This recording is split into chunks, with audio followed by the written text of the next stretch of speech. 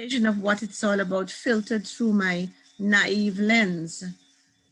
Basically, as I read about it, certain things stayed with me and floated to the very top of my consciousness and troubled my conscience as well as evoked certain passions. Basically, and very timely, it is 100 years since Penn inaugurated International Writers' Day. Well, actually, since Penn began organization. Let me try to get from the beginning slide here. Right. And on its website is this, you might want even to call it a slogan, 100 years, 100, hundreds of voices and more languages than ever. So this is on the website of Penn International, the organization that created the International Writers' Day. Founded in London in 1921. Now its official languages are English, Spanish, and French. But what is happening very interestingly is that it recognized International Mother Languages Day. And this year, you had Penn celebrating the languages, the indigenous languages as well. The international organization was created in 1921 by an English writer by the name of Catherine Amy Dawson Scott. So this is 100 years of recognizing the importance of literature. Now, this is what struck me as I scanned, different websites and so on, is this dedication on a monument in Australia to the Penn International. It says the spirit dies in all of us who keep silent in the face of tyranny. And what struck me right away is that sometimes our writing silences us. When it is commissioned by agents of the state, by people who feed us, and people who have turned us into transactional writers, so to speak, in the institutions that we need, that we work in to sustain us. And we forget the original purpose for which we began writing. And I would like us to remind ourselves this evening about this original meaning of the writing. I mean, we can say that writing also began to help us to keep records about how much grain we produced in times, to keep records of our business and so on. Yes, that is that kind of writing. But that is really not the kind of writing that we're celebrating today. The writing we're celebrating this evening is the writing that keeps pushing against the faces of tyranny everywhere in the world and speaking to human freedom and speaking to power in a brave and bold and brazen way. So much so that such writers have been punished by the agents of tyranny and the servants of tyranny. I mean, I can go on and on about the day and what it means, but this is what sticks out for me. But I also needed to add that Penn has also recognized, in addition to its 3 official languages, indigenous voices from all around the world. So much so that there is a translation and linguistic committee as part of Penn. And we can find online a collection of 5 video poems in indigenous and minoritized languages. And this is what happened this year, the publication of these 5 video poems.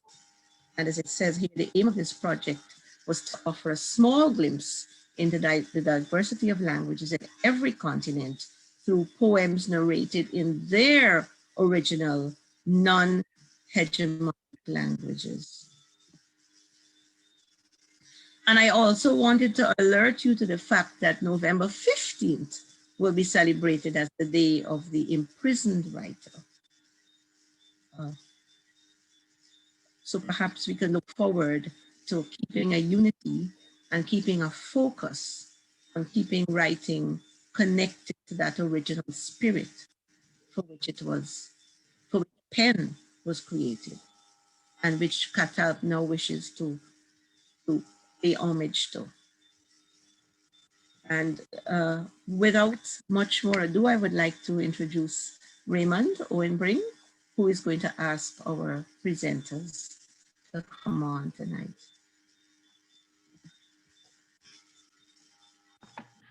Hey everyone, thank you very much for joining us.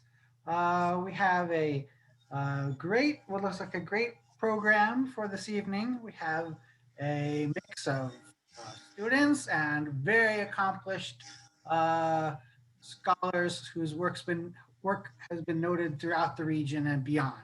So we thank you very much for presenting all of you. So I just wrote the list or the order in the chat, the order of presentations in the chat. Uh, so yes, you will all have 5 to 7 minutes to present. And then afterward, we will have time for 1 to 2 questions per presenter. And then we will move on. So you will have 6 minutes. And then after 6 minutes, I will give you a nudge that you have 1 minute left. And then we will move on to the questions and then on to the next presenter. So apologies to those of you who I'm not familiar with, and I will not pronounce your names correctly. Anyway, yes, our first presenter will be Karen Ascarali. Please welcome them. Good evening, everyone. And thank you for including me in your presentations. I have to tell you that I know we have a limited time, but I have to say that I'm really honored to be in your presence because you all mentioned about tertiary. You mentioned about the organization being about tertiary writers and belonging to tertiary institutions, but I don't belong to a tertiary institution, but I am a writer of sorts, write very simply, nowhere probably in your league. But what I'm going to share with you all this evening, it's about how I got into writing. I do have tertiary education. I have up to a master's, but I have never, my background was chemistry. And I know that the English people think that we chemistry people don't always write as we don't. I don't. I am more into lists and things like that. But I had an experience in my life that changed my life after teaching at the secondary school level for 22 years.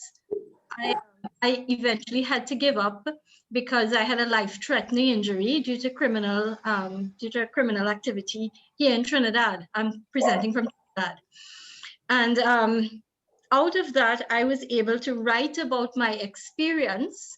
And it came only after I had gone through PTSD and treatment for it. And I realized that I could use my story for the greater good. So since then, what I've been doing is using the hurt and pain that came about from such a sudden and devastating loss. I've been able to use that hurt and pain, transform it into something positive. And I use my story as a means of advocating for peace and against violence. So what I want to share with you, or I was going to read, but I think I'd rather just talk if you don't mind. And so what I wanted to share is that the therapeutic value of writing. And I know that all of you would know that, but I just wanted to share with you how much it has helped me. And in helping me, I've been able to help other people as well. So when I started writing, I did it because at the time of my injury, I couldn't speak. So the only form of communication that was left for me was to write. And I started just writing whatever I was feeling or just to communicate to the people who are around me. And I didn't want the people who had to support me to be burdened with all the things that were troubling me. And so I wrote down a lot of stuff that was highly emotional. And I got a lot of it out of my head onto the paper. And I always say this, the paper doesn't judge. It doesn't judge me. I could say anything to that paper. I could write anything. I could use my words in any way. And the paper is not going to judge me. It's not going to tell anybody else unless I leave it lying around. And so what I used to do is write down all these things, scrap it, burn it, or throw it away. But I used to burn because I was afraid if I do throw it away, somebody was going to find it. And what happened was that out of that experience, I wrote a book. Um, although I'm from the West Indies, I didn't write it in dialect. Um, the book shares on the experience, and every single chapter in the book was built on the framework of the Beatitudes. So one of the things that came out to me in writing the book was that I needed to have a framework. Every time I'm doing a book or I'm doing writing, I need to have a framework on which to build my stories or my story. And I've found that some people don't need it. I mean, you must have some concept of what it is you're going to write.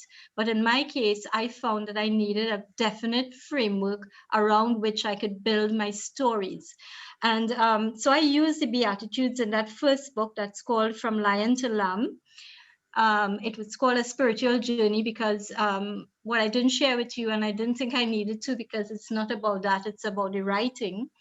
But what I didn't share is that it was an act of gun violence and I was shot, left close to dying, but I survived, thanks to God. And that experience, um, being able to write out of that really changed a lot of things for me, because in addition to writing the story, I was now able to go through a whole period of healing. And in the healing process, I realized that I could help other people, even with the writing, because many people would come to me after and say that they needed a platform. They had a story and they wanted to tell a story, but some of them were afraid that they couldn't write.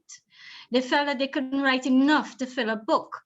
And, I always use myself because I'm not the best of writers, but I had the courage, I had the confidence to be able to put it down into writing and put it out there, knowing that I would be criticized, knowing that it's not the best, but I knew that my message was a powerful message. And I did use editors. So, I mean, I may not be the best writer, but by getting a good editor, I'm able to get a good quality book out of it. I want to say that I've written several other books since then, and my final book that recently was launched is a collection of stories, and it's written by myself, but also by about 9 other Trinidadian writers. And I think one of those writers is a member of, well, she's the one who sent this link to me. I don't know if you'll know her name, but it's Linda Banks Can. And yeah.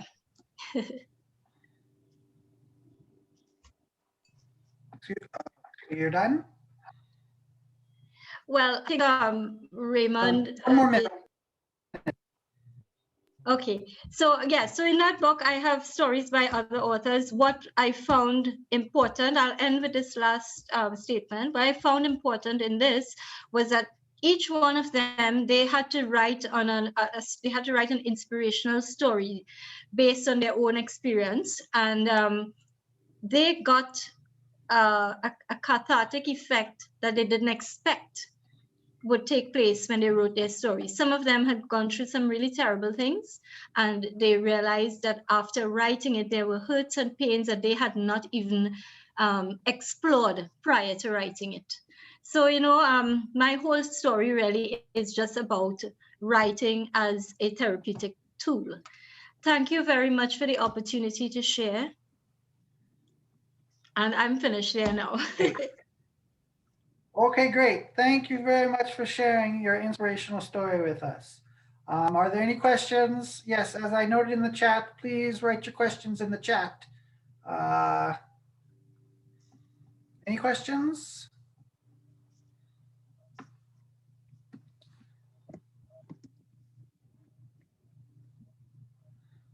So do I answer, so the Raymond? question Or... is, Yeah, sorry, go ahead. yes, please. There are two The questions. question is, go ahead. Okay. Yes, would you like me to read the first Carolyn, you're gonna one? ask questions? There's one. Well, two actually. Do you do motivational speaking? And this is directed to the first speaker. Yes, please go ahead. Of course. Do you do motivational speaking based on your experience? And how would you use writing to deal with it? Yes, I do. Well, I call it inspirational speaking because I'm not so charismatic that I consider myself motivational, but I've found that in sharing the story, people are inspired, and they're inspired to having hope regardless of what their situation is. And I'm faith-based too. I'm a Christian, so I speak from a Christian platform as well. And for me, that's a great privilege because I'm able to share about Christ and about the gospel and so on. I'm seeing in terms of using the writing, yes, I do use it because why I use it, I show people that things bad may happen, but you don't have to allow the bad things to keep you down, that you can find different ways, including writing, to be able to rise above it and to create a positive impact. Somebody asked here too, I'm seeing this one, did you ever have an opportunity to confront your assailants? And the answer to that is no. I don't know who did it. It was at night, and they were criminals who were on the run from the police at that time, and they were just looking to get a getaway vehicle. I happened to be in the wrong place at the wrong time, and that was it. To date, the police have never contacted me. This is about 8 years ago. I don't think they ever picked up with those people. In terms of therapeutic writing having a place in academic literacy curriculum, I don't think I'm the best person, but I'll give my answer and somebody else might be able to give a better answer. My answer would be yes, that I do think it has a place in the academic literacy curriculum because a lot of the therapeutic writing would involve reflective writing, which is very, very important in all the different subjects. And it can be infused in a variety of ways, including even as one-on-one counseling sessions or group sessions.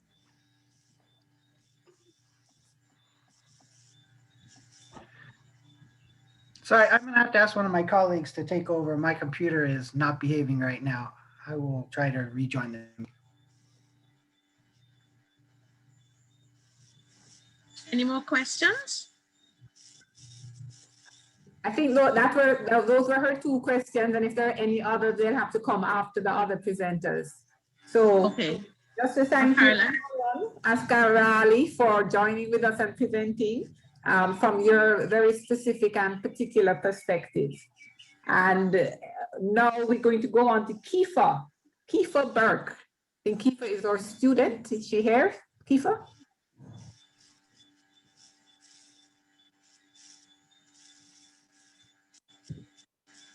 Okay. I'm not seeing Kiefer.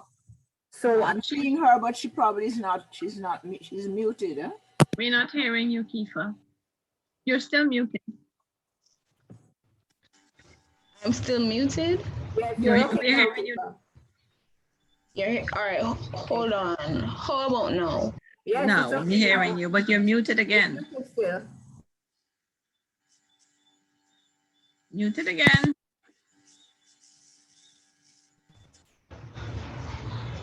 Is this better?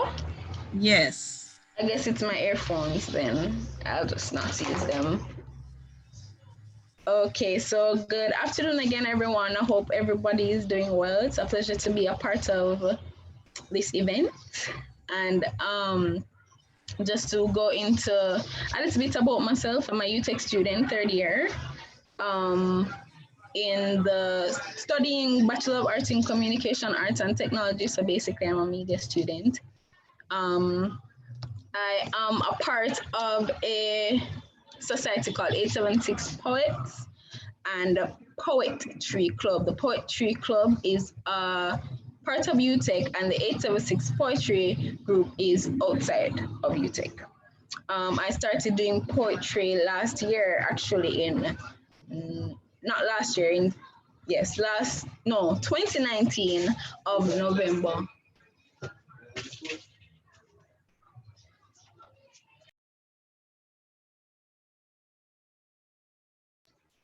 Sorry about that. So I started in November 2019 at an event called Tales of Autumn, where I did my first ever public poetry performance, and it basically catapulted me into serious poetry since then. As Miss, I can't pronounce her last name, but as the speaker before me mentioned, the inspiration came from healing. I wasn't physically injured, but as persons, we experience trauma, childhood trauma, growing up and stuff like that. In that year, I experienced healing, meaning I felt whole. I felt like I've never been hurt or broken before, and out of that flowed an abundance of creativity. And so I started to write, and I have basically 2 pieces that I'm about to do. They're not very long, but I hope you enjoy them. Is everyone ready? Yes.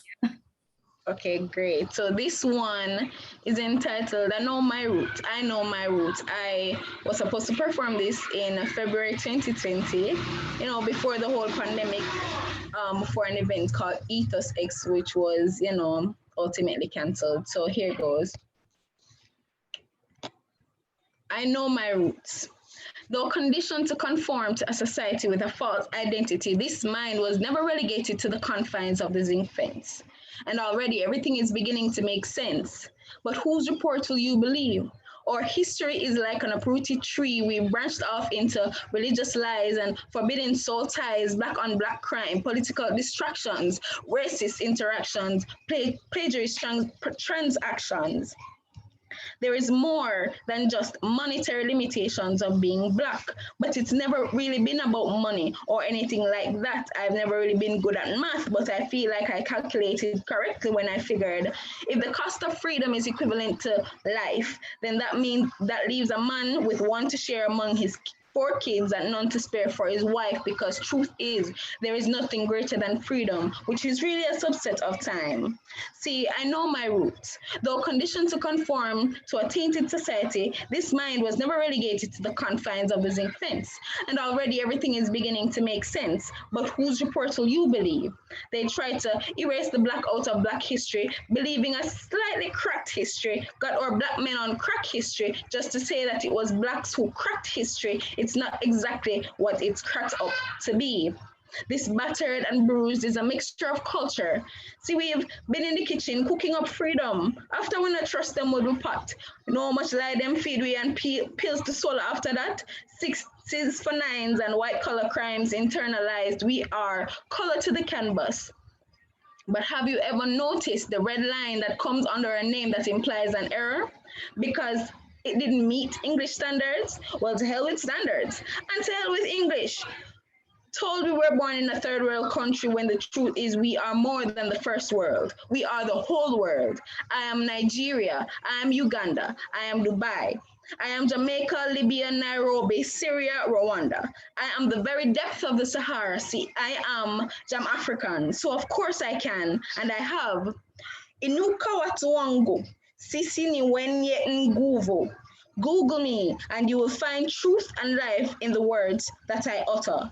Black history could never be just a month when Black is imperial and history is forever. So that was my first piece. Just going to go straight into the second one. I don't want to go over my time. So this one was very would I say young or old? I wrote this just at the beginning of coming into poetry. It's very quirky and humorous, so I hope you guys get my jokes. It's entitled Shots Fired. So I went to do a photo shoot. I was on set, prepped and ready to shine. I'm telling you, I was Jada Pinkett, Halle Berry, and Angela Bassett. In my mind, I was divine. I got fully tired. I did a dash of stay out of the business of him and her because malice and gossip just don't compliment my curves. A sprinkle of eyeshadow my braid because it's not about the fast life or what I like, it's about my purpose and shining my light and this glow. So I got in my zone and I struck my pose. But then the photographer asked, can you make your hair lay down and your edges swoop? Can you give me less lip, a little more hip, and a little less attitude? He said, can we do something to make her boobs pop? And turn up the brightness of her skin. That's a bit too much melanin against the backdrop.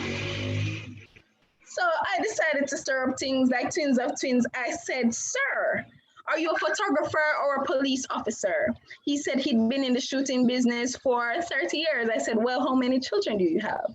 He said, nil. I immediately began to question his shooting skills since by the looks of things, he's having trouble firing the cannon he was born with. All that was left was for him to ask me to drop my standards to the floor, snap, crop, and edit my value for him. Little did he know that my personality won't hold on his 32 gig memory card. Yes, I am more. So plug them up from your ear and hear me clear. Correction, my hair isn't nappy, it's kinky and curly. Correction, my skin isn't black, it's mixed with chocolate and caramel clay. Correction, I'm not stupid, I merely understand that the logics and physics behind love just do not exist. It's just this chemistry scientifically combined with artistry, a creation more divine than mine. And excuse me, but I'm about to get a little passionate about this because anxiety and insecurity was my arch nemesis, a glitch in my system, error correction. Don't white me out or write me off because counting me out will just piss me off. Correction, I'm not angry. I am serious about my purpose and the worth of my being. I'm finally comfortable in the skin. I'm in awe of my own beauty, starstruck by my wit, certain about my earthly duty, and I plan to pursue it. I am worthy of every penny, jewelry, expensive accessory, wealth. I do not waste time on my grind like my waistline and my behind. I'm working. You can't afford this. So forget trying to cash, debit, credit, or check my attitude. I'll wring my neck in circles around your small mind that was designed to put my design in a box. See, my beauty is too much to fit in your frame of mind. I'm a cutie, but I'm no sleeping beauty. I am woke and ready to make heavy strides compared to Cinderella. I am hella thick, no glass slipper, but still fit to be a bride. So call me the princess of petty. Better yet, call me the queen of rhetorical questions, sarcasm and irony, or whatever. Just put me in focus.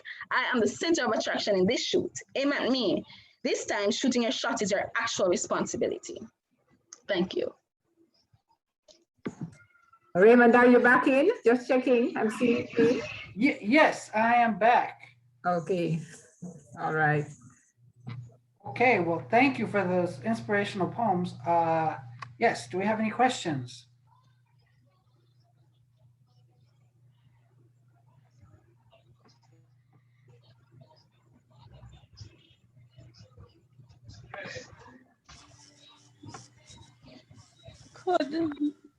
Could we hear a little bit more about the poetry group that you belong to? Some of its activities? Okay, thank you so much for that compliment, Miss Karen.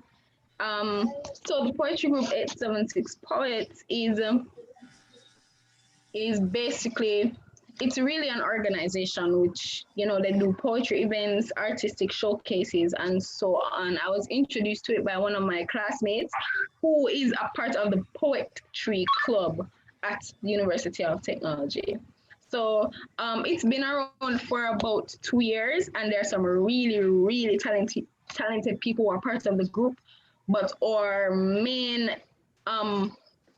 dilemma is that there aren't many opportunities to showcase our talents. We have to create those opportunities and hope that we get recognition or even sometimes I don't want to say compensation, but monetary benefits from our, you know, efforts. Thank you. You're welcome. Yes. Thank you so much, Mr. Greaves. Very impressive. Yes. So are there any other questions? Okay, let us move on to,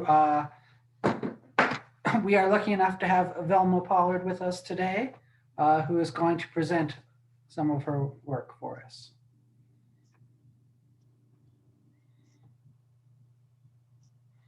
You have the floor.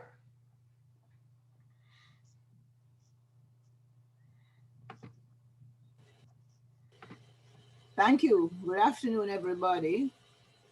In my 6 minutes, I'm going to read a short piece of prose and one poem. I'm a retired lecturer who writes. I suppose everything that I write can fall under a rubric of colonized, I think. That's as general as I can get to cover everything, colonized. So, okay. So this piece is, can you all hear me? Yes. Loud and clear. Yes, we can. Okay. This is Heathrow in retrospect. It wasn't the first time I was in Heathrow. It might have been the fourth or fifth. And I don't remember why I was there. Meeting somebody, leaving, or arriving myself, I don't know. But I was at the British Airways counter and gazed out along the concourse to behold, and quite unexpectedly, the British Empire on which the sun never sets. Well, what a revelation. Suddenly I felt that I was England, called upon after all to put my money where my mouth lie, accepting the pun. All those on whom the sun had not set were along that concourse. Ladies with head covers like hats beekeepers wear, and mesh right down to the chin. People you were sure could never eat for all the tackle on nose and mouth, nor go to the bathroom for all the skirt and trousers at their legs.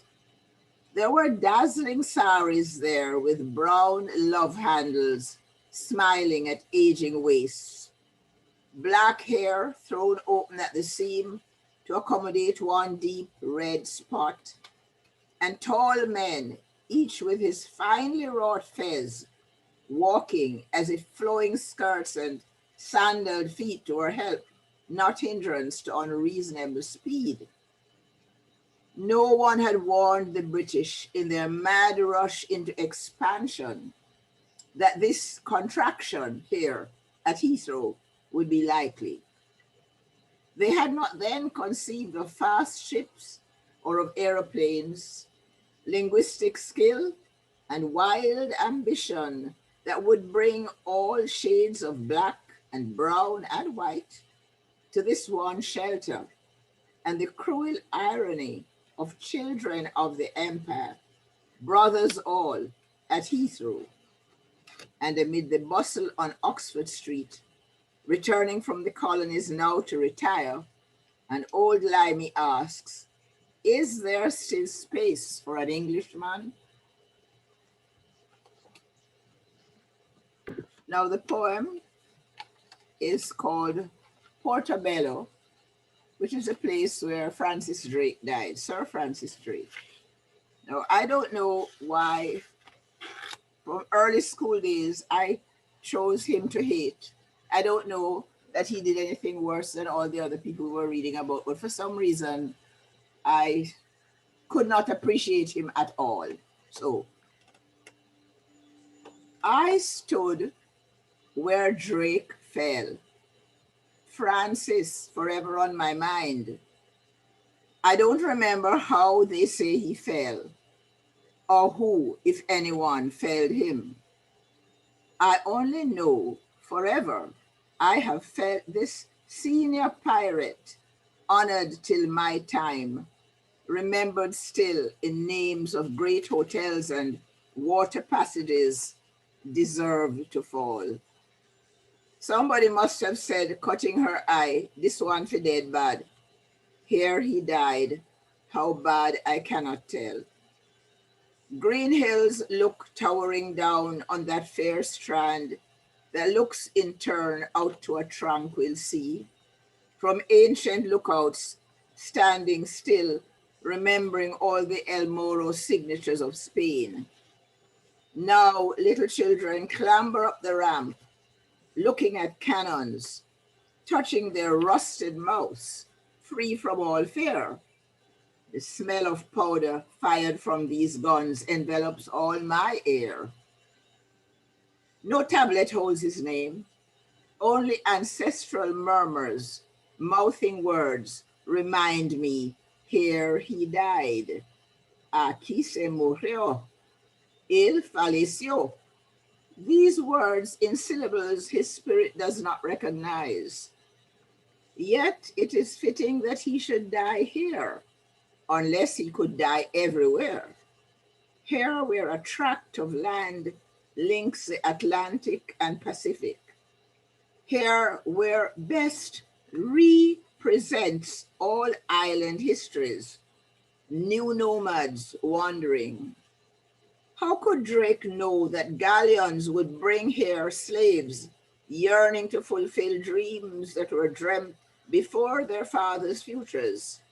Dreams to construct the awesome interlocking locks, lakes, canal that would connect Carib and South Sea against divine design? This jot of land making the two worlds one. So here I stand, smelling the blood of Drake, smelling gunpowder, seeing mingled sailors, soldiers, spirits pushing metal, feeling this deep and satisfying end, conclusion to some things. Drake did die here, and while I smile, small children stare and wonder, whispering underneath their hands, La Loca, Shemad. Thank you. Okay, thank you very much. I see we have one question so far from Carolyn Deitch. How old were you when you started writing, and was it sparked by a specific event or circumstance? Could you repeat that for me? So, how old were you when you first started writing, and was it sparked by a specific event or circumstance? Well, I first wrote, as far as I can remember, for something called an ice Stedford that we used to have at elementary school, and everybody was invited to write a poem. So I wrote one about death, and it won. So it was put up on the school wall, you know, they do that. And so that's where it started. You know?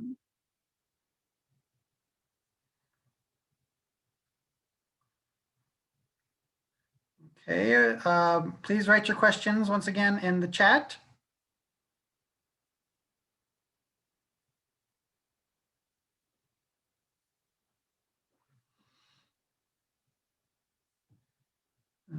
Any other questions?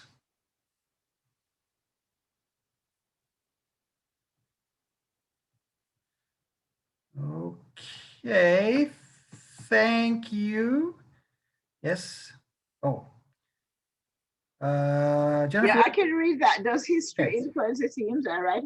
Yes, I'm afraid so. I mean, I didn't study history. History is not, you know, I mean, I passed history in high school, but my focus, my research is not historical, but obviously almost everything I write is connected with the history that we have been taught, with the history I have lived, etc. So yes, very much so.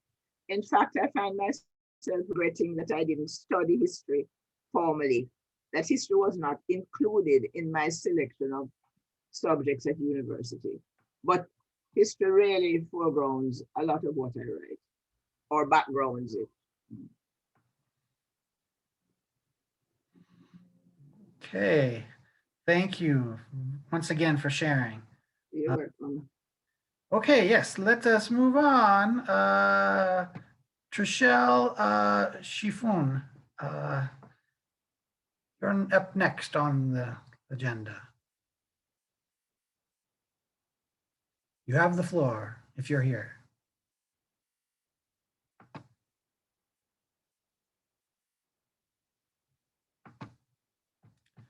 Are they here?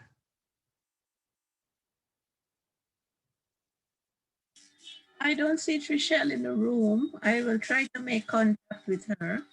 Okay, why don't we move on to the next person and then see if she can make it for later. Okay, so that looks like Carolyn Deitch will be next. Okay, I will not be sharing from my own work. I do write, but I haven't written anything of any work for a long time. I'm sharing from a work by Phyllis Cord, who died last year and who taught in our academic literacy program at Mona for several years, and in fact was is a person who developed the manual that we use now in one of our courses for the students who are in terms of having English language proficiency challenges. I don't know, I see the book I'm holding up. It's called Unchained, A Caribbean Woman's Journey Through Invasion, Incarceration, and Liberation. And I'm sharing from chapter 6, which is called, is under the hunger strike that Phyllis, I guess, engaged in while she was in prison. So I'm going to share, if I can, I got the time, 3 short excerpts from the same chapter. I've kind of hopped and jumped, but I hope it's still cohesive. By the time the court session is held in October, I am very weak, on the point of collapse. I'm afraid that should this occur, I will be removed without Stone Age, the sadistic prison guard's treatment of me being known. I managed to call out to the judge that I have been on a hunger strike for several weeks, and I'm denied seeing the doctor of my choice, as is an untried prisoner's right. The voice is very strong for someone who has not eaten for several weeks, the judge responds sarcastically and with obvious disbelief. This charge against the prison authorities being publicly uttered, however, he can't ignore my complaint. He ordered that 3 doctors, including one of my own choice, are to examine me. Dr. Peter Figueroa, whom I know personally, travels from Jamaica. His calm manner and his advice as to how to withstand isolation are to save my sanity during the months and years ahead. Get accustomed to time moving slowly and use your time to pay attention to little things, he suggests. For example, watch the movement of the sunlight across your wall. From then on, I not only watch, but like an old woman warming her bones in the sun, I sit in the small patch of sunshine which glows on the cell's concrete wall and floor for about 15 minutes each morning. I cannot see how I look, for prisoners are not permitted mirrors, and I'm quite unaware that most persons do not survive such a long hunger strike. I have done so only because my weight loss has been slower than usual, because I suffer from a low thyroid condition, and the doctor has withdrawn my thyroid supplement, causing my metabolism and thus my body's consumption of its fat reserves to slow down. I do not consider giving up, for I must win an improvement in my prison conditions. At 82 days without food, I realized that I need to allow more time for the protests of family and friends to take effect. So, for a week, I secretly drink a few sips of the cocoa left in my cell at breakfast and supper time and replace it with water. Then I start drinking only water again. I don't feel so badly, I tell myself. If only I had some company. If only I were not alone. But indeed, I am not alone. Tonight, a small creature crouches warily beneath the door of my cell. I lure it in with crumbs of unwanted bread. It will not approach. I, once so trusting, now understand distrust of humans. I toss a couple pieces of bread to the corner of the cell farthest away from me. Still, it will not eat with my eyes on it. I place the bread behind a greetings card to give it privacy. With satisfaction, I watch its tail wave about slightly as it consumes the bread. Then it scuttles away beneath the door. Now I have a visitor each night. Over several feedings, it grows bolder, eats on the open floor, and remains with me a little longer each evening. It even walks around the cell looking for extra crumbs. One evening, I forget to put out the bread. I watch as my little friend nuzzles its usual eating spots. Then, to my surprise, it comes right up to my bed and sits before me, front paws up, balancing on its strong tail, its head cocked to one side questioningly. What happened to my supper? It is clearly asking. Our two pairs of dark eyes meet. I recognize its intelligence, and then, with a sense of shock, its soul.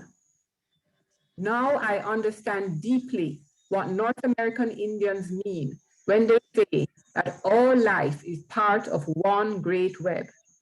Tonight, my own life assumes greater meaning, for in the midst of pain, I have learned a great truth from this small rat.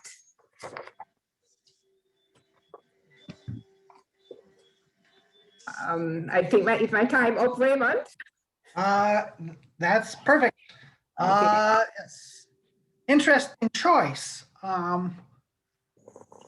Question. Why did you choose this particular passage? I shared it because with the theme of International Writers' Day being human rights, I do associate Phyllis with human rights. And certainly when she was in the prison, as a prisoner for 23 years, she fought for prisoner rights, not only for herself, but for others in the prison with her. And apart from that, you know, she was a revolutionary who had a lot of ideals in terms of equality and, you know, dealing with injustices and human rights. So I felt that I wanted to pay tribute to that. And when she taught as an academic literacy practitioner, she took a special interest in the students who were repeatedly failing the English language proficiency test and who were doing the developmental course, and actually developed a really successful method of working with them to raise what she calls efficacy and to get them through the test and the course. So that's, you know, I thought that she dovetailed very nicely with both the academic literacies focus and of course the International Writers' Day. So it's a great book for those of you. I mean, it's not just about her ordeal in the prison, but it's centered on that, but it gives you quite a lot of one side of the story, I guess, of the Grenada Revolution and the, you know, the killing of Bishop and that. Okay. Any other questions?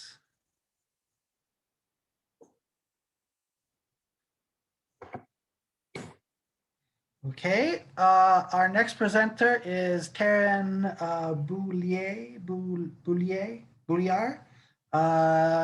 You have the floor.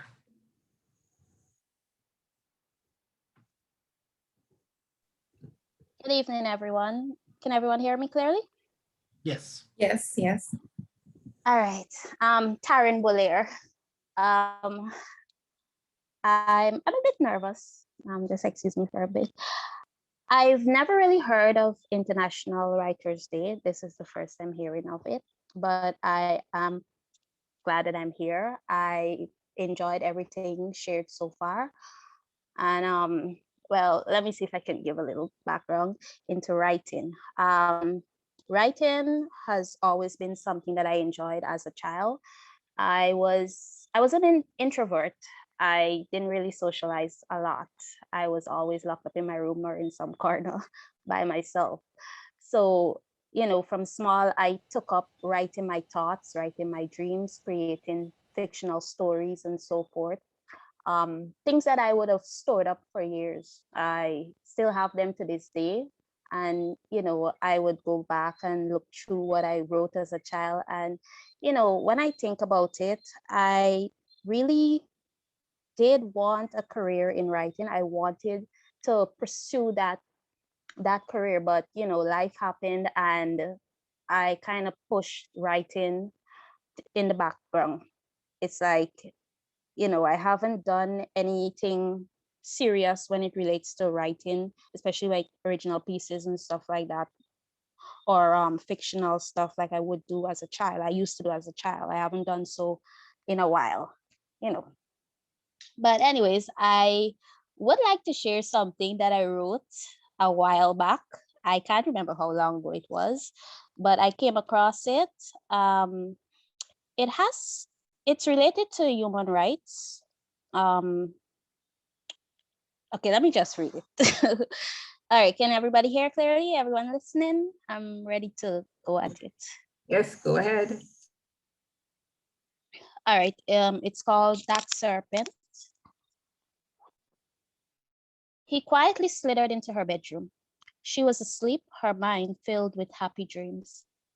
But she awoke so suddenly, feeling his coldness beside her. She was frightened. Should she scream? She was about to.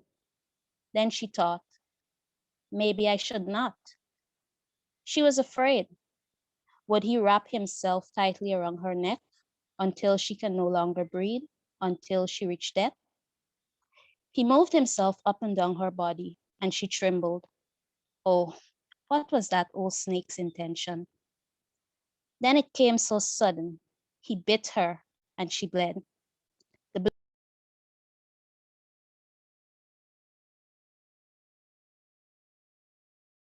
You muted yourself. Sorry about that.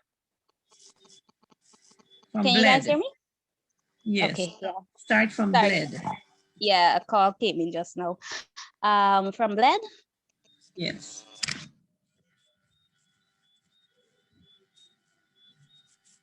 Oh my.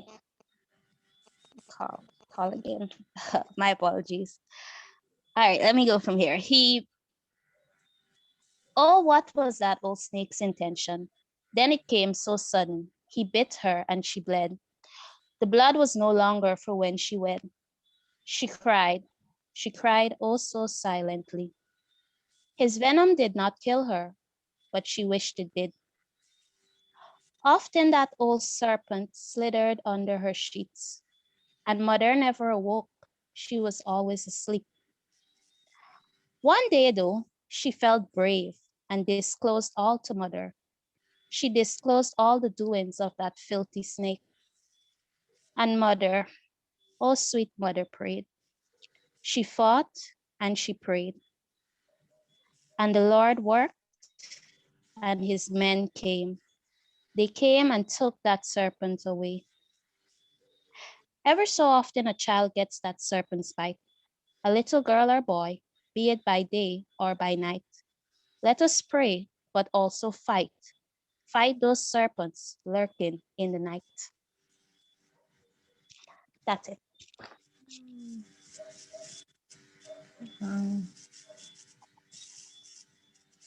Wow.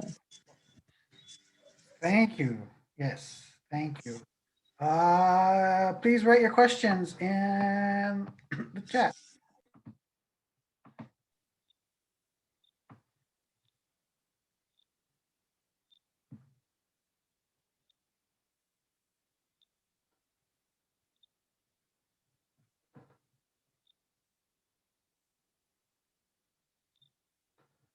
Okay. Carolyn asks, that was powerful. Do you see yourself as a children's right advocate? Yes, indeed, I do see myself as that, due to the fact that I am a teacher of small children. I'm a primary school teacher. I've been a primary school teacher for 7 years now. And I work with children between the ages of 6 to 7. So indeed, I am an advocate for their rights. When they're not brave enough to speak up, I want to be that voice for those who are afraid to speak up. So yes, I keep an eye out for all of them. I consider them my own. And, as a teacher, I need to keep my eye open for signs of anything that is not of the normal among my children, so that I would know when I need to step in to be their voice.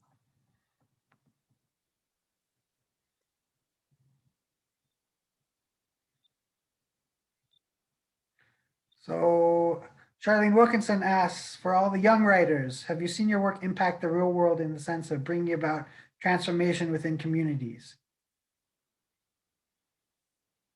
So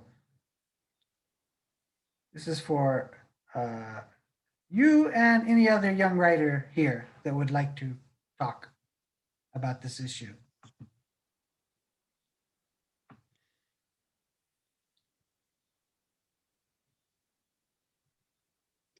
All right.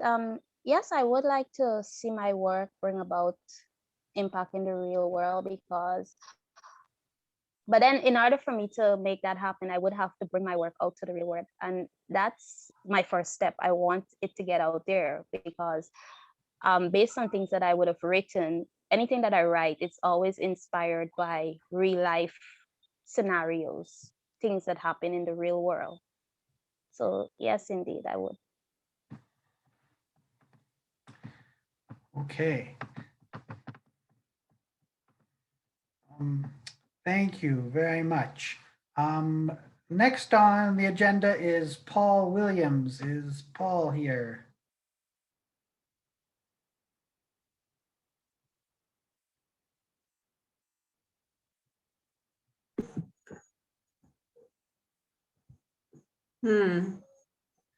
Okay. Looks like Paul is not here. Then can we go back to Cheryl Ann Dean? I believe she's here. Hi, yes, good night, everyone. Hey. You're all hearing me, right? Floor is yours. Yes, I'm Cheryl Ann. Okay, can I go ahead? Yes, please. Okay, thanks. I'm really happy that I was able to follow Taryn Volier on hers because I have a kind of similar story in that way. I'm also a teacher. I have been in the classroom for a long time. I have taught for 22 years, actually. Um, I've taught at all the levels of the education system, from primary school all the way up to university. And I can now tie that portion back to Carlin's presentation from Phyllis Cord because I am currently working on research that is following through on the product that Phyllis Cord did with Carlin Daesh in transforming the Fountain 19 course. Sorry, I don't even know why I'm nervous because I'm not usually. Right. So Phyllis Core's research inspired work from my end with students in Fountain 19, which are students who are struggling academically, struggling with English writing. Now, even before I get to that, I would want to get back to what I have been doing over the years as it pertains to writing and the children, because my original work is actually in literacy, high school literacy. The students that I taught for about 14, 15 years of my career are students who are in high school who are not able to function academically at their grade level. So I will have students who are in grade 7, grade 8, even grade 9, but they're reading and writing in English is all the way at grade 1, even before that. So like at kindergarten level, but they're in high school. So it basically means that they're functionally illiterate.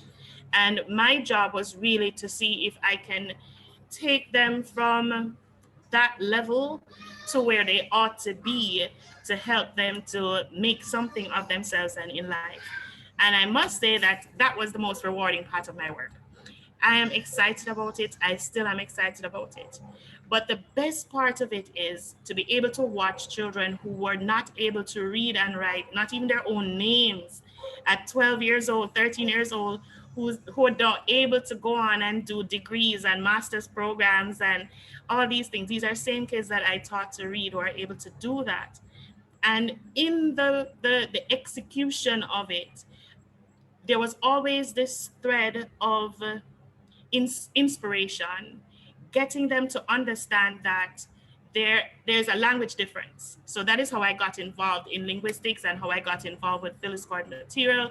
It's because I understand that there is a discrepancy, there's a disparity between the students who function in monolingual Creole and those who function in either bilingual or monolingual English.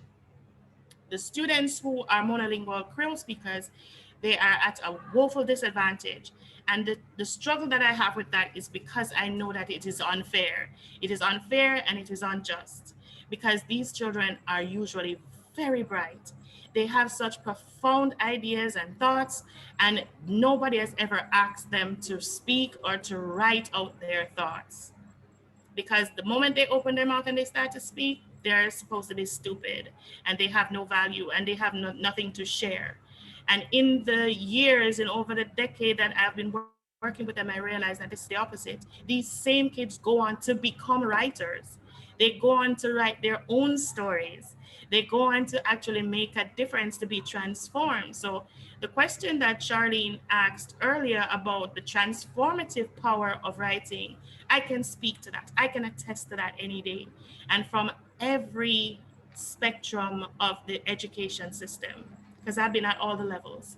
And anyhow we can actually capture these kids and harness their truth and their skills and their ideas in whatever language they come to you with, you can actually see more of it. Today, I hope I'm not going over because I can talk a whole heap about this. Today, I had multiple classes throughout the course of the day today. So I took the opportunity of speaking to them about International Writers' Day. And this is what is so sad, because too many of them have absolutely no interest in writing. They don't see it as something that is worthwhile doing. They don't see it as something that they can channel their pains, channel their excitement, channel their passion through. So as a teacher, it has always been my number one objective to let them take a step back, sit down, and process their ideas. And in very bite sizes, just put your idea down, and it's okay. It's right. The first thing should never be that is wrong and that is foolishness, which is basically what they hear. And when I finish talking to them, they actually now consider a path, or consider, even just making an attempt to write and to speak more and to share more of their ideas. So that's basically what I wanted to contribute today, just to say that this is really good work, and thank you guys so much for giving me the opportunity to speak about this. Thank you. Yes, Cheryl's doing some really innovative work, and we look forward to reading the final project. Yes. Oh, Dr. Daesh is asking about replacing writing with oral performance. Yes, that happens a lot. So when they go to class and they have the ideas, I allow them to speak out their ideas versus writing at first instance. So they speak it out and they're given the opportunity to get it out in their first language. And then once that happens, what I do, and it is tied to the project that I'm working on now, with the bilingual or bilingual biliteracy program that I have with the university students, they are allowed to express their ideas first in their first language, and then we translate for them into English. And the results have been spectacular.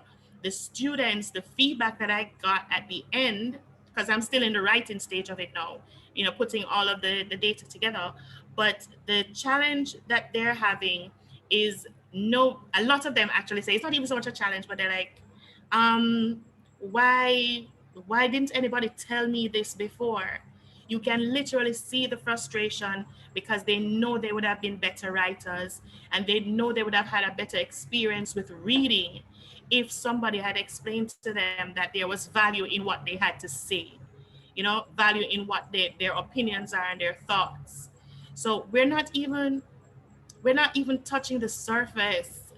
We're just basically touching the surface of what the challenges are for our people. So it just yeah, there's a lot of issues surrounding why our students go through the things they go through. Tell us a bit about the innovation. Okay, so inspired by Phyllis Cord, I'm responding to Dr. Dash's question. Um, Being inspired by Phyllis Cord, myself, Carolyn Dash, and Hubert Devenish, we basically came up with a project, and the project was inspired by the work I did in the primary and high schools. What we would do is we would give instruction in Jamaican, right? So I would go to the class and it's pure patois talk. So from going in the morning until the class done, a patois. I'm gonna want none of them to try to tell me nothing in English because I don't want to create a situation where them feel uncomfortable. So I summer talk to them in the class. I'm gonna say, all right, come, let me hear what you have to say now, come, I know you have things to say. And once I present to them in Jamaican, and they start looking at me, because the first thing we realize is that they give you this look like, oh my God, is my lecturer actually using Jamaican? I don't even know if I should answer her. The title that I have actually given to the project is What Could I Cause This? And the reason why I chose that title, because when I went in, I didn't have any. And I chose that title because one of my students actually said that. When I started speaking in Jamaican, I insisted, look here, a peer pattern wanted to talk in the class because all I in here have sense on now. One like so now I'm not sense and I'd be in English. The students in the class, I don't know which one, out loud though, said, then what could I cause this? So of course, I was floored. I just started laughing. And I said, okay, that's the title of my paper. What could have caused this? And it is from so many dimensions that we can figure out what could have caused this. Presenting the same topics that they have to do in the Fountain 19 course, all I did was teach it to them in Jamaican. So they had to complete the same assignments and everything, but when they were writing their reflections, they had to do it twice.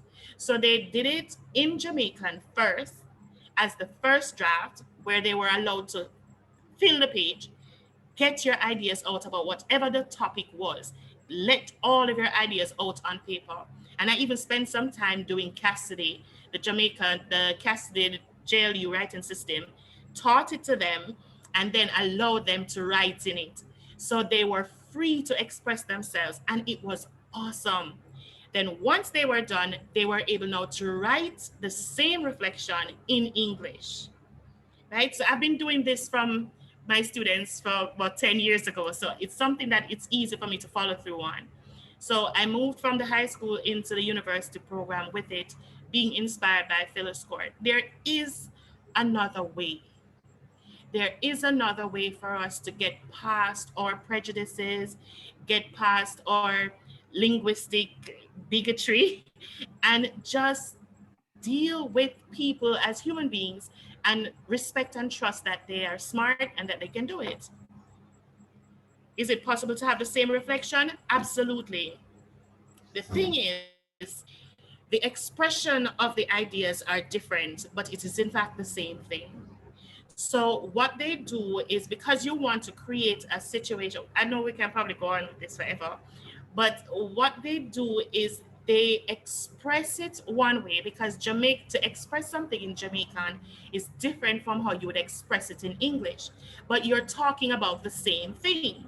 So the translation is not a one for one. It's not a literal, like word for word, what we call gloss.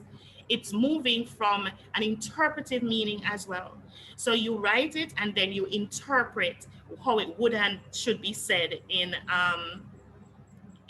English. Yes, I heard about the medical research that doctors explain differently, and that is a whole different that is a whole different kettle of fish, because we really do have to talk to the doctors about it. The thing is, what is good about that, the medical field, is that they are actually open. Well, um, some of them, some people, because I have had, yeah, it's some of them. Some of them still are challenged by the fact that they really should speak Jamaican, even though they understand the value in the medical field. They do understand the value, but they still feel challenged, right? There has to be some change in culture. There has to be some policy things as well. Policy positions have to be taken. And then we can probably see some stuff happen. Because if you leave everything open to just people deciding what they want to do, they can just decide not to. And they can find all of the reasons and explanations as to why they should not. But if you make something policy, then the legal profession, the medical fraternity, the media, everybody will have to respond. Education system, the education system understands its value.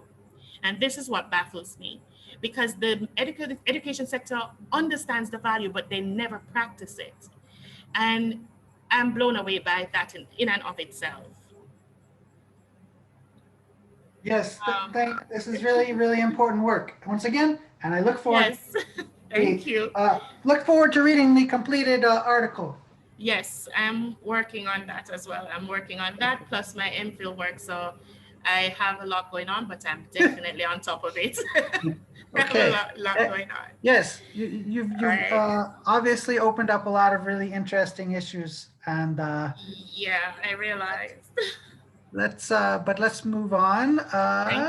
Thank you guys so much for having me.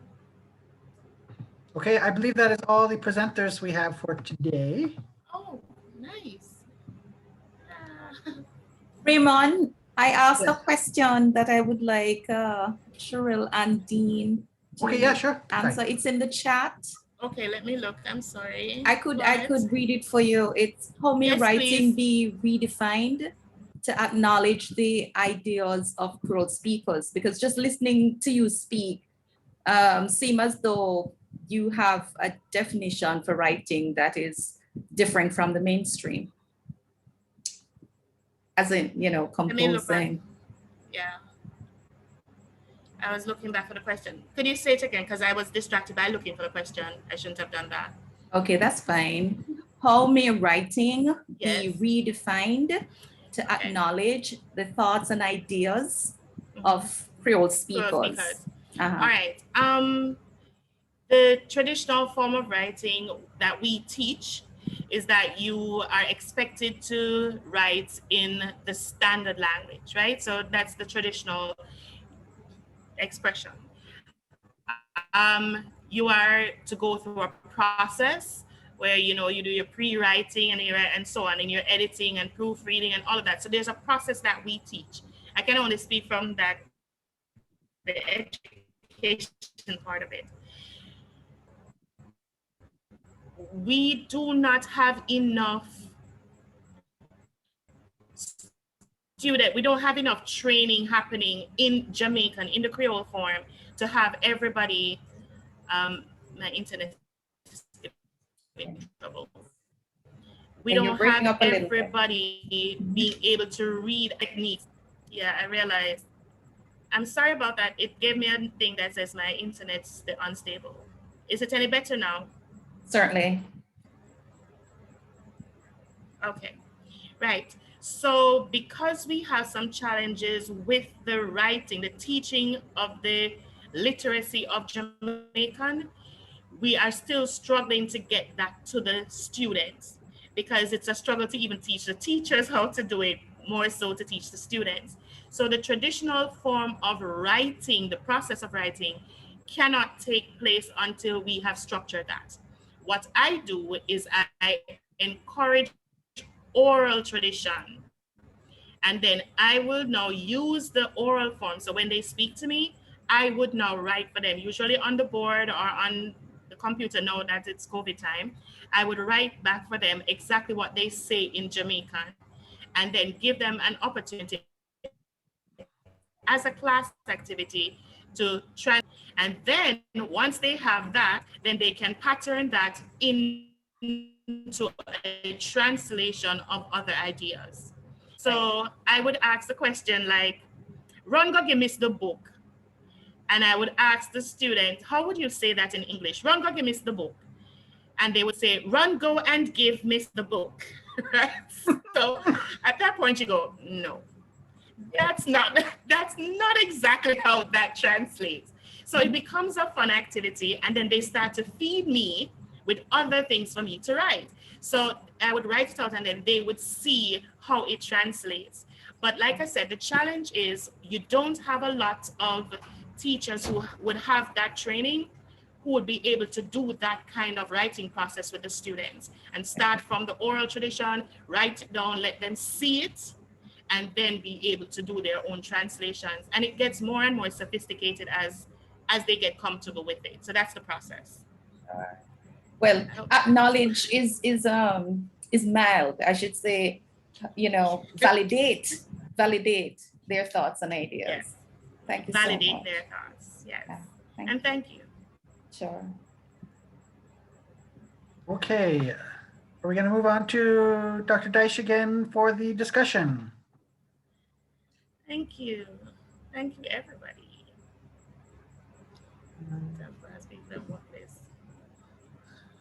Okay, I am going to put a question, and we think we have kind of touched a bit on it in terms of some of the conversation we have been having with different presenters. But one of the things that, as we, as an association, decided to celebrate this International Writers' Day, and as we realized that, in fact, it was linked to this causes to do with human rights and writers in exile and at-risk writers, so that there was actually much wider kind of dimension to the day, because originally we just thought it was a day for any kind of writer. And we decided we would honor their intent in terms of the International Writers' Day. And the question we were wondering is, in terms of our students as academic literacy practitioners, do we see an intersection in any way? Is the purpose of International Writers' Day, does it have any kind of meaning or significance for academic literacy courses, or could it, should it? That's what we wanted to just throw out there as we, bring this forum to, or for you to think about. And if you certainly, in terms of what people have been speaking about, using writing for therapy, or very first presenter spoke very personally and deep and movingly about how she became a writer because of this traumatic violent incident that happened. But in terms of how we do our classes, because part of the question we were asking is that, we're very, in a sense, focused on process and on strategies, giving students strategies, and on the code, the linguistic code of English in terms of language proficiency. But when it comes to the whole business of what's happening in the wider world in terms of, politics or human rights and justice, it oftentimes is not mirrored in our courses. So the question is, should we, is it something that we would want to leverage in these types of courses, and I guess if so, how?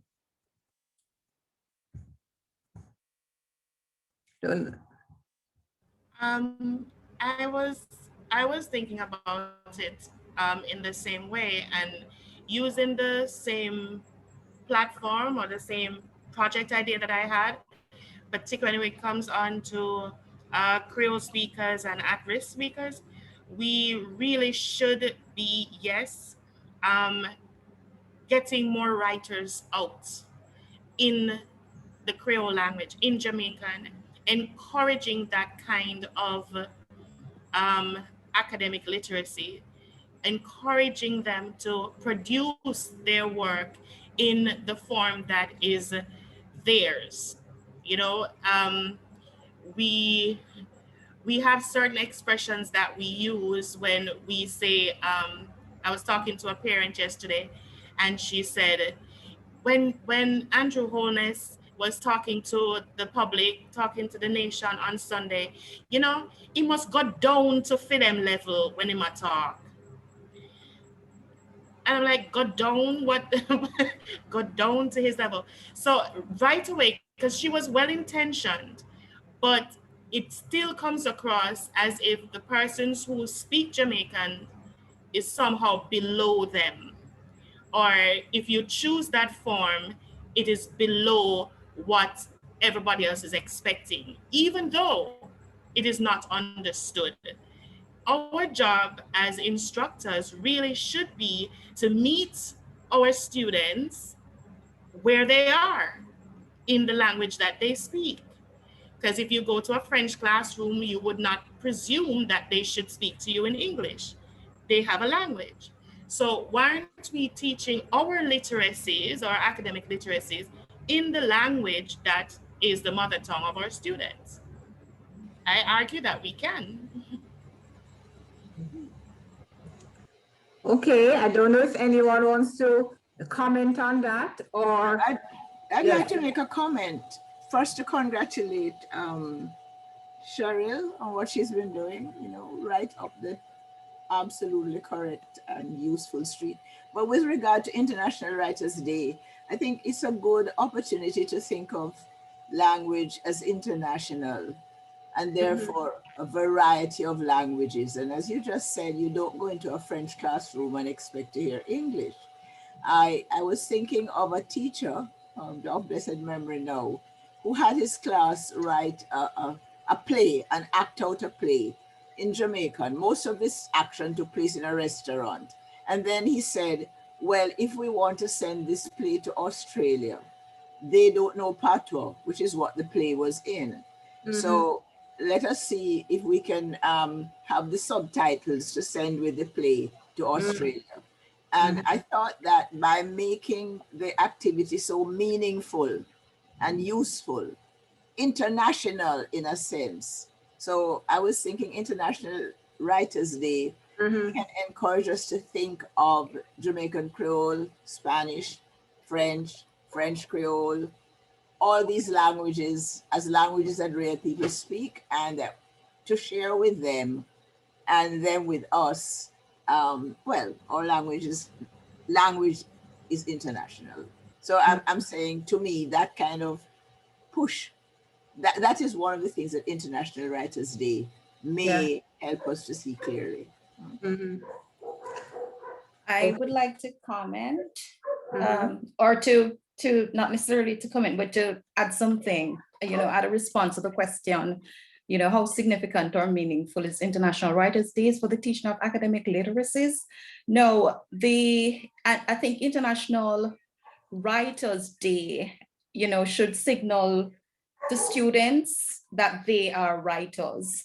And something else that it should do is also disrupt the notion of who is a writer. You know, a writer is not necessarily somebody who has titles behind or in front of their names, you know, speak standard English, but, you know, they too have a voice.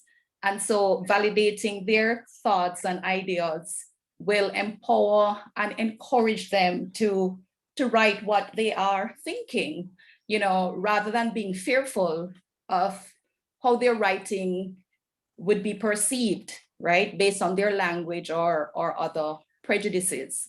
So I think something that is important in the teaching of academic literacies is to make students own the fact that they are writers, because if they feel insecure about their thoughts and their ideas and what they have to say, then it will not be transferred to paper so that it can be shared or to other digital medium. So I think International Writers' Day has a role to be celebrated as something that everybody can own, because if you have a voice, you can write. You know, what you think, you can write, and what you write, you can read. Thank you for that. Okay, so we're seeing some really, I like the focus. The Cheryl and was focusing, Velma was focusing on the International Writers' Day I think that was Claudette a while ago who was focusing on the writers, the fact that, you know, they are writers. And I mean, the second part of the question asks for the teaching of academic literacies, which really has to do with trying to empower them within the academy in terms of the work that they have to do there to write. And so oftentimes it's within the context of research papers, essays, integrating sources, all of these academic practices that students feel are very far from who they see themselves as. You know, they don't see themselves as budding academics, really. They have many different reasons for coming into the academy.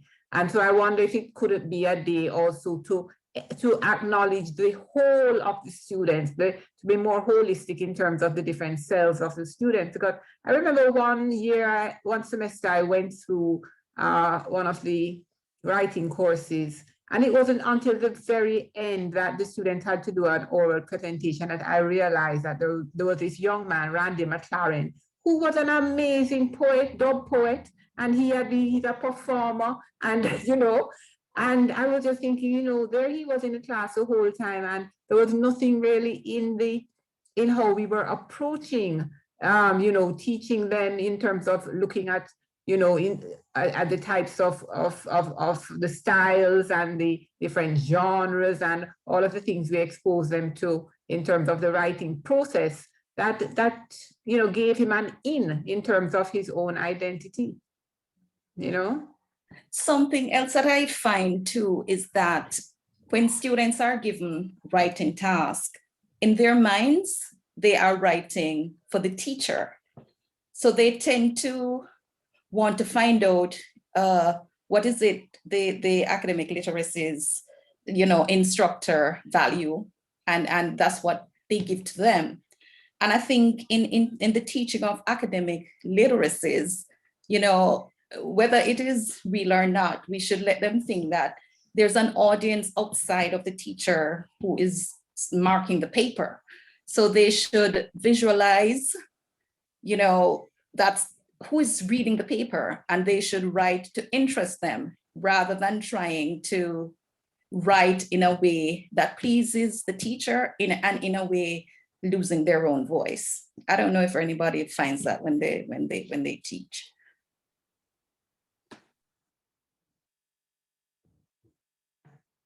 Anyone else wants to weigh in on this question?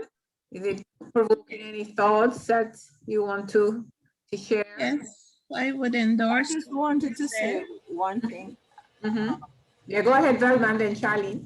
Yeah, I'm thinking that one of the things that teachers might want to do is in terms of the material that you bring to students. I'm just thinking about the extent to which I use somebody like Mutabaruka, you know, like talking about migration, say.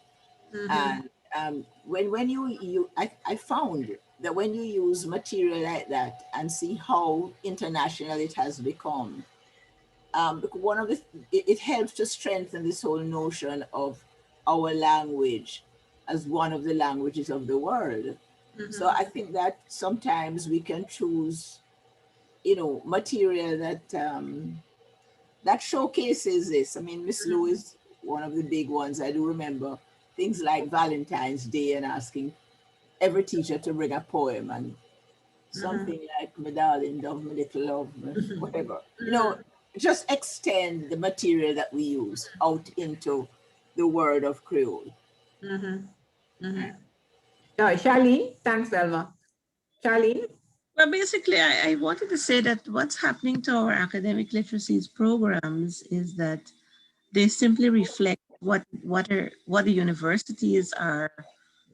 I wouldn't even say have become, but maybe what the universities are, which are sites that are getting further and further removed from the everyday problems of people.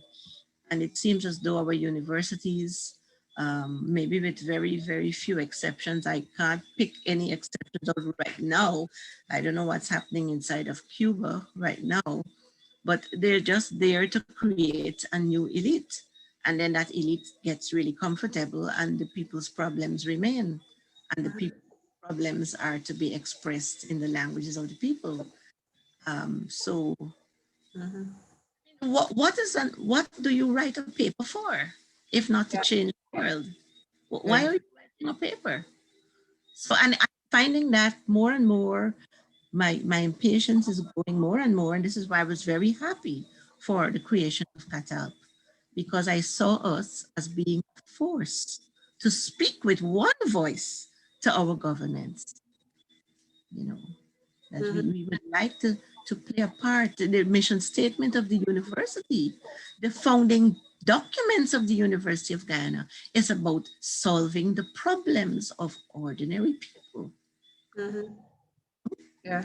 And the Caribbean is not short of problems that need to be solved, human rights implications, Absolutely. you know? Absolutely. Right. So, you know, when we give, I know that if you look to the US in terms of some of, I remember a time when a lot of their courses, this debate was happening in terms of the nature of these types of these courses that really had no content to speak of. So, you know, you weren't focused, you know, you were a skills course. And, you know, many persons would, you know, to have themes or, you know, actually convert the courses in a sense to be also ways of raising students' consciousness about all sorts of different areas. And of course, linguistics, right, the promoting linguistic rights is one of the aims of the International Writers' Day. So that whole business of our courses, even not just bringing in, as Velma was saying, Miss Lou or Mutabaruka or our own Creole writers who write, you know, our Creole languages, but just bringing in, putting the spotlight on some of the causes that students, you know, need to know about, and some of them may, or we feel that they might need to know about, or that they are strongly about, you know. You know, we had, was it Taryn speaking about the, you know, child abuse or in her poem, and we had the violence that started off the presentations by Karen. And, you know, how do we look at this analytically in our courses, so students write about it, but at the same time, it is something that is meaningful and that hopefully, you know, pushes to be change agents in a sense, because I think that's what this day is about, really looking at activism and promoting activism in a sense, writers who are activists.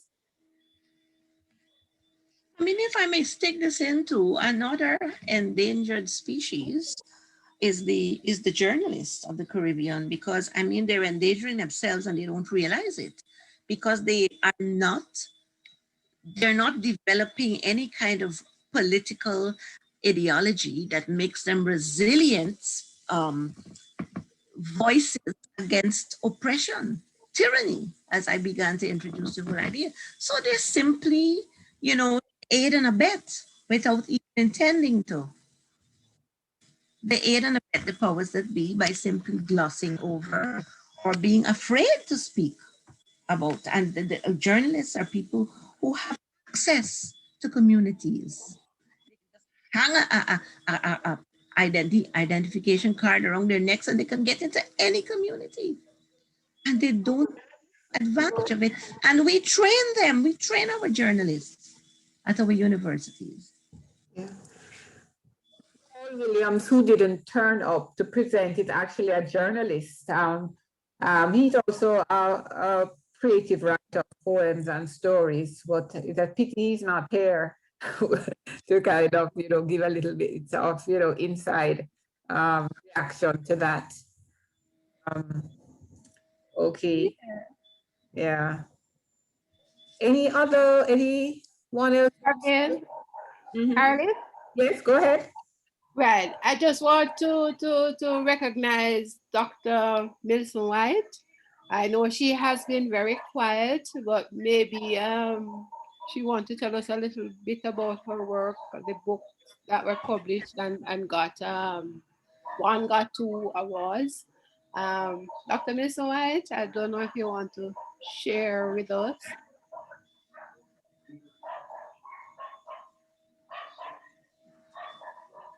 Hi, good evening. I did not really come prepared to participate. I was probably more offering moral support to Caroline and the others I know who are leading off on this. But I found this very interesting in terms of the cathartic power of writing that I am now thinking about because of the presentations today, that although we tend to include quite a bit of reflective writing in most of the university courses that I know that are involved with academic literacies, I'm not sure of the extent to which we really exploit this aspect of writing to help students, even beyond just the fact of the code in which students are expected to write or that we are able to allow them to write in. So I'm thinking this is an area that perhaps we should be thinking about some more. The other thing is something that Shirley said, that we teach a process of writing that involves things like planning and so on, all the way down to editing.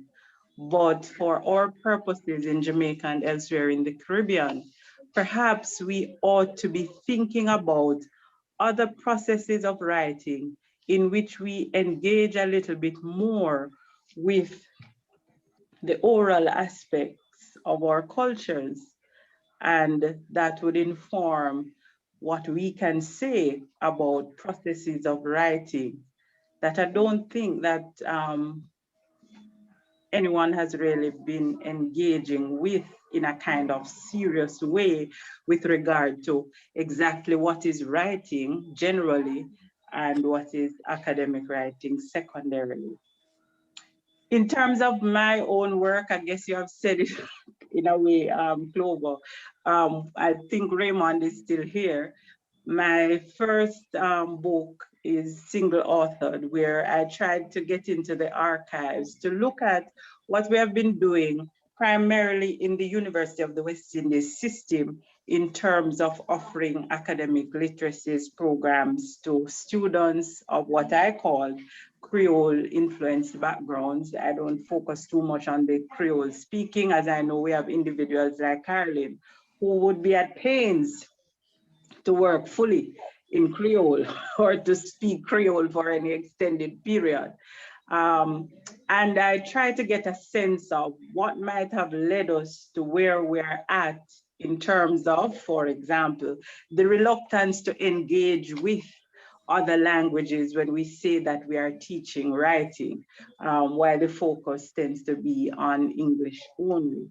And then in the second book, which is co-edited with Raymond and another colleague, we tried to get in individuals like Clover from elsewhere outside of the University of the West Indies system and outside of Jamaica to look at what we're doing in terms of the work we say we're doing in teaching academic literacies in the English-speaking Caribbean in the main, and try to work through where we might go. What are some of the other things that we can do? But for right now, what are some of the best practices? And then in terms of who our students are, what are other things that we might wish to engage with? That second work got the Mina P. Shaughnessy Prize from the Modern Language Association of America. And it's also going to be awarded in April at the convention of the Conference on College Composition and Communication with an award for outstanding edited collection for 2020-2021. Thanks, Dr. Mr. White. And Caroline, I just want us to chart a path now based on what we've heard, based on what we are saying tonight, because in one of those articles that I wrote, I'm asking us as academic literacy expressors to look at ourselves and how we conceive writing, because you cannot just get up and change without first reflecting and questioning what we are doing, and then come to a consensus as where we are to go. And I think as an association now, we must now decide, what do we do next? I don't think we have been very active in this, because we got buried again under the conventional type of teaching. So we keep marking and marking, and students doing drafts and so on. And we have been doing this for many years, and we are not really getting where we want to be. So it's calling for a change. But the change has to begin with us before we can then tackle governments and the institutional administration and so on. Because if we first don't know what we're about, then it's going to be difficult to convince others. And as you were saying, how do we see International Day, International Writers Day, influencing what we do in the classroom? It gives us a purpose for writing. Students seeing that writing is not just about producing something for in class to be marked, but it's an expression of their thoughts, their ideas, their dreams and promises and so on. And once they get into that, they tend to want to learn the language more, which they can then use it in the academic context. But first, we have to reach the self before we go to the superficial writing that the academy very often asks for. Because if you're more comfortable with the language, then of course you can write any genre, any purpose that you want to. So, May I add a little thing? A couple persons, I don't know if you're hearing me. Yes, we are. Go ahead. Sherilyn here, yes. A couple persons, including Dr. White, talked about trauma. I know I came in a little bit late, so I did not get to hear the first presentation, but I realized that it kept coming up. And again, with Taryn's work, one of the things that really stood out for me in the research, the data gathering, was more than once the students talk, but they would indicate to me that they don't like to write, they don't like to read because it was punishment. They associated with trauma. Several students said this. What they say is that each time that when they were growing up and they were asked to read or to write something, it was with a bus ass, right? So they would get beaten for it.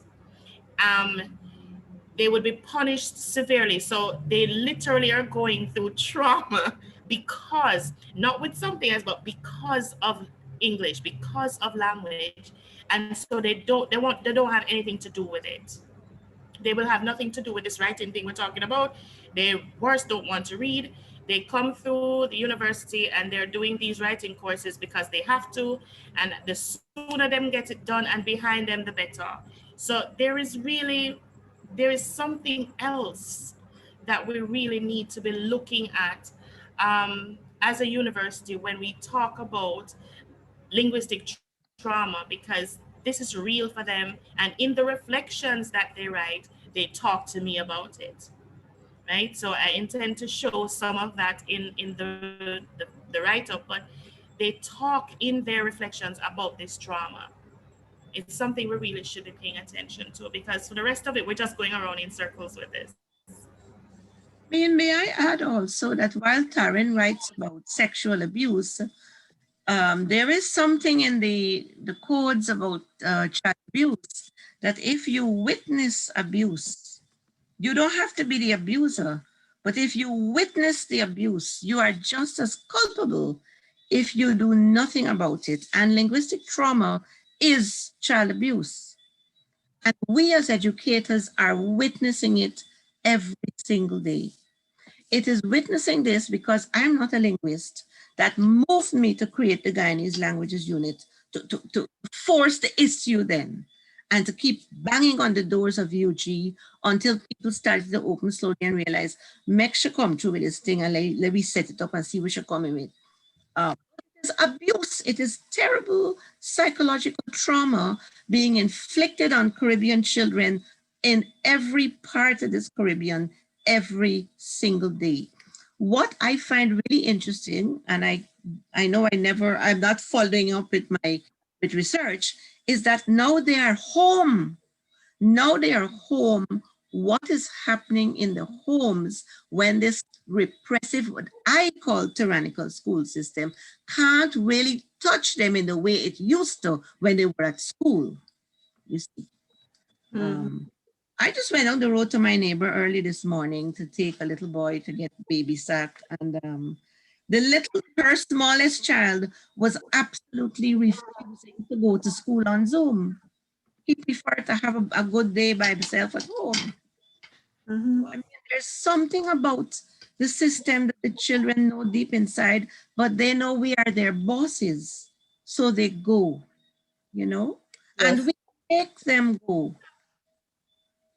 Yeah, I think that whole ignoring of our oral practice, of our and also of the whole oral element of communication is really, it's as if, we know that children need to be in a state of readiness to go to school and even to go to move up the educational system, a state of readiness for secondary level, tertiary level.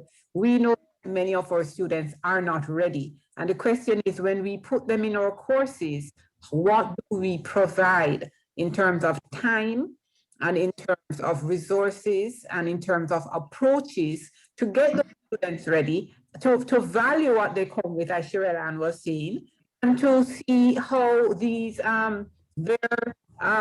their oral skills and their languages, the role can play in our courses. I mean, should that, that first draft or the kind of outline or whatever pre-writing that is done, should it be in pre-writing or should it be some kind of oral production that the students would do to first, deal with the whatever difficult writing tasks they are given. I mean, I'm just talking off the top of my head, but I realize that just as Chloe was saying, that there's been such a paradigm shift with the technology too, with the whole business of, how they're writing online. And then of course, now with them being at home. And these are big, different changes that, we can't ignore and sweep under the carpet. And yeah, there's a lot of work to do, both to write it up, but first of all, to do the work, to do the research and look at best practices. What are the best practices from a Caribbean point of view for our students who are coming in with this trauma, with this writer apprehension, who don't read, who will they don't read. Okay, they're not only don't they write, but they don't like to read. And reading, once again, was associated with when you're sent to your room to go read a book, So it really is a lot. Okay, well, we are nearly at 8 o'clock now, and we really scheduled to go from 6 to 8. So I'm gonna just ask if anybody else wants to, say any last words, any comments, and then, just do some closing remarks.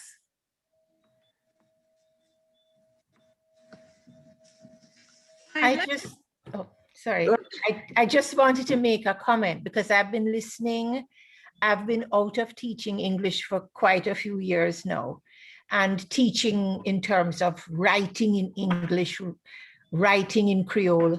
I've been out of that, mostly doing Spanish. However, listening to everyone, I'm going away with an idea of the interrelatedness of almost every aspect of our lives in terms of what you're talking about, in terms of the home, in terms of school life, in terms of abuse of children, sending them to their room to read a book. I think many parents do these things not realizing the damage that is being done to to the student and to the child's life.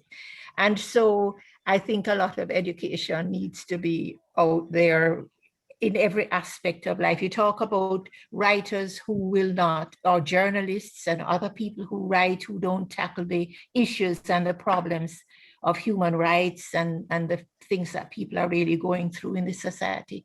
And many people sort of prevent themselves from writing this for fear of criticism or for being sort of excluded from the things that they want. So at the beginning, someone was talking about, I think it was you, Charlene, mentioning about the way sometimes you are sort of prevented because you recognize what you are expected to do by the places you work or the people who have some kind of power over you. And so I just wanted to say I benefited a lot from coming, and that I am left thinking about how all of these things really are complex and how they just sort of tie into each other. There's a lot of work left for every one of us, to do. Thank you. Thanks for inviting me. Thank you, Jennifer, and thanks for that comment. And Jennifer is teaching in the US. Okay, so I'm sure it's a lot of what we're seeing, even though we're kind of foreground in the Caribbean, as you said, that there are ramifications across the waters. Yes. Yeah. Mm-hmm. Okay. Yeah. I think Caroline, I'm anxious. I really like the vibe tonight. I'm actually very surprised, but I would love to have a follow-up. And remember, we have November 15th, International Imprisoned Writers. There's something before that, but maybe we can use it as an excuse to meet again. I don't think we need any excuse, really. I know Charlene was asking about showing a video, but what I'm going to suggest, Charlene, is that maybe we kind of bring the event to a close, and then if those who want to stay on, show it, and then who don't have who have the time can actually stay on. How would that work? Certainly, but I've also just put it in the chat. Oh, you did? Watch. Okay. Yes. Okay. All right. So I'm glad Clover has joined us. And Clover, anything you want to add before we wrap up?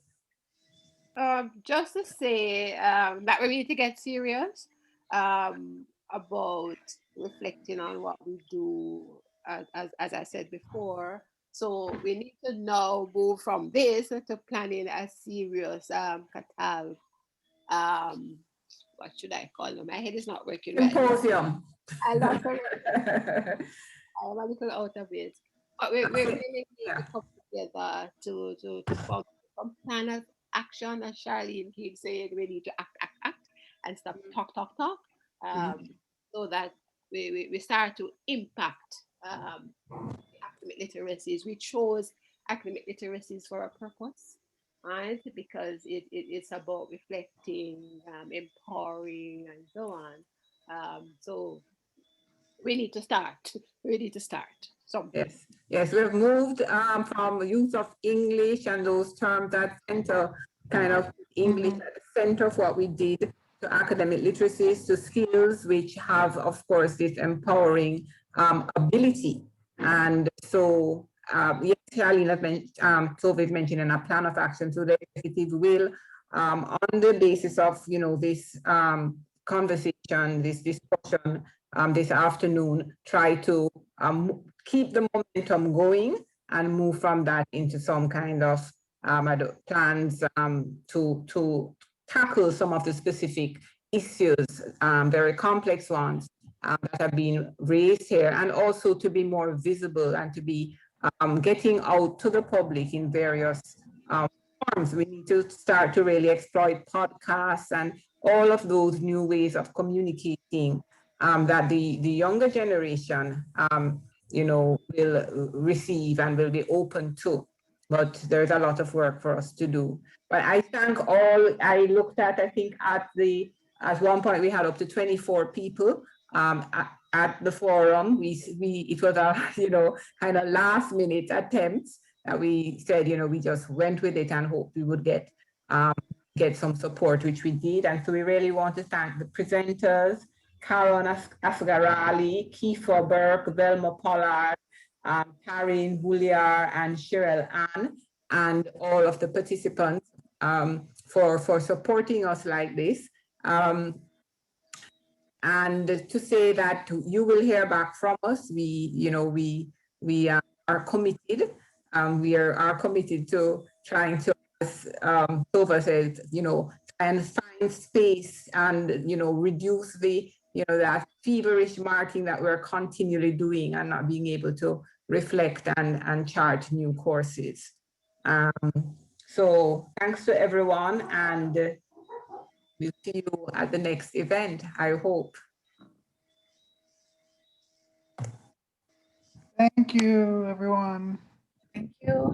Okay, have a good night. Thank And you. stay safe, everybody. Have a good night. Thank you all. Thank you very much.